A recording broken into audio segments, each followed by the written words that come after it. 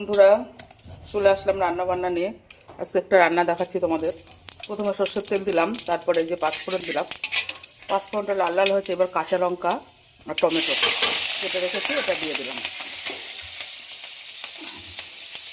কাঁচা লঙ্কা টমেটো দিয়ে এখানে দেখো সর্ষে লঙ্কা বেটে রেখে দিয়েছি, সেটা দিয়ে দিলাম মশলাটা।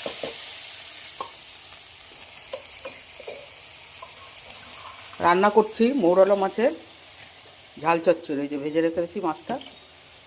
মাছটা নামানোর সময় একটু ধনেপাতা দেবো।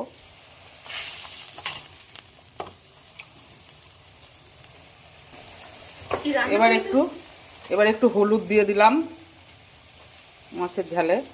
স্বাদ মতো লবণ দিয়ে দেবো, স্বাদ মতো লবণ দিয়ে দিলাম।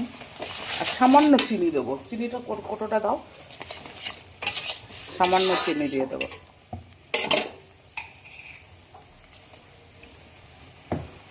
যেহেতু দিয়েছি সর্ষে বাটা, একটু চিনি দিলেই, চিনিটা দিলে টেস্ট বাড়ে। আর এবারে মাছটা দিয়ে দেবো, যে ভাজা মাছটা।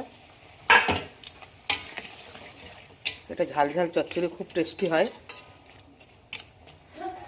টক ডালের সঙ্গে এই চচ্চড়িটা খেতে খুব ভালো লাগে। এবার হয়ে গেছে, একটু ধনেপাতা দিয়ে, ওপর থেকে ধনেপাতা দিয়ে নামিয়ে দেবো। আর একটু কাঁচা সর্ষের তেল ছড়িয়ে দেবো। এটা খুব টেস্ট হয় খেতে। এই যে একটু উপর থেকে কাঁচা সর্ষের তেল দিয়ে দিলাম, খুব টেস্ট হয়। একবার বানিয়ে খেয়ে দেখো তোমরা, কেমন লাগছে কমেন্ট করে জানিও। যদি ভালো লাগে অতি অবশ্যই চ্যানেলটাকে সাবস্ক্রাইব করে পাশে থেকো, ইউটিউব থেকে দেখলে। আর ফেসবুক থেকে দেখলে ফেসবুক পেজটাকে ফলো করে পাশে থেকো। ধন্যবাদ বন্ধুরা।